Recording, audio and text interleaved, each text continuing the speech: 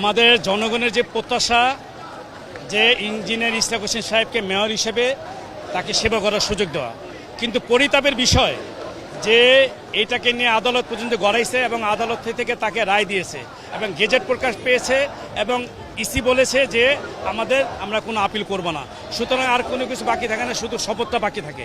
এই শপথ নিতে যে প্রতিবন্ধকতা তৈরি করেছে এটা সম্পূর্ণভাবে তৈরি করেছে আসিফ মাহমুদ সজীব ভুইয়া।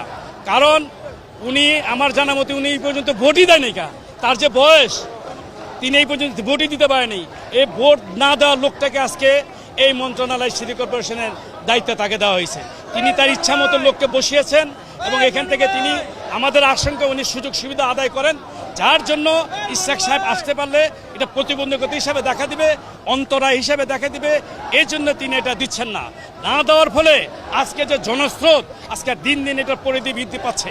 আমরা সম্পূর্ণভাবে নীরবতা ছিলাম। আজকে ঢাকাবাসীর মধ্যে আজকে সজীবতা বেকুলতা দেখা দিয়েছে, আমাদেরকে আকুলতা যে আমাদের তত্ত্বাবধায়ক সরকারের প্রধান উপদেষ্টা অনতিবিলম্বে জনস্বার্থে ন্যায়ভিত্তিক সিদ্ধান্ত নিয়ে তাকে অর্থাৎ ইঞ্জিনিয়ার ইশরাক হোসেন সাহেবকে জনতা মেয়রকে সেবা করার সুযোগ দিবে এবং নগরবাসীর যে সকল সমস্যাগুলি রয়েছে সেগুলি আশু সমাধান দিবে।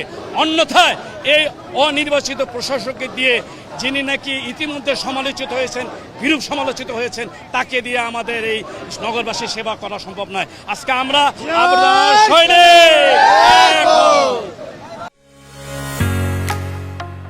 ঢালাইয়ের সেরা প্রিমিয়ার সিমেন্ট। আমাদের এই জনগণ তো দেখছেন, ঢাকাবাসী চাইতেছে ইঞ্জিনিয়ার ইশরাক হোসেনকে অতিবিলম্বে মেয়র হিসাবে দেখবার চাই। ঢাকাবাসী আমরা ঢাকার জনগণ ইশরাক সাহেবকে আজকে কোর্টের রায়ে মেয়র হিসেবে দেখতে চাই, এটাই আমাদের জনগণের দাবি।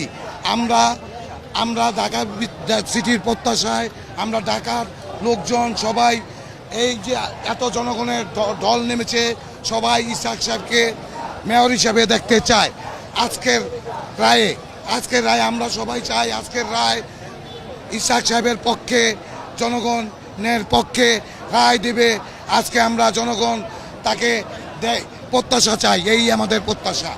কোর্ট একটা রায় দিয়েছে, নির্বাচন কমিশন গেজেট করেছে, প্রকাশ করেছে।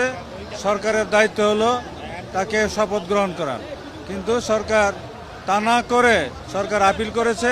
সরকার তাকে তার ন্যায্য অধিকার কোর্ট যাকে তাকে দিয়েছে, রায় দিয়েছে, সেই ন্যায্য অধিকার থেকে এবং নির্বাচন কমিশন গেজেট করছে, সেই গেজেট থেকে এখন তাদের সরকারের দায়িত্ব হচ্ছে তাকে শপথ করা। সেই শপথ করাচ্ছেন না, তড়িঘড়ি করছেন।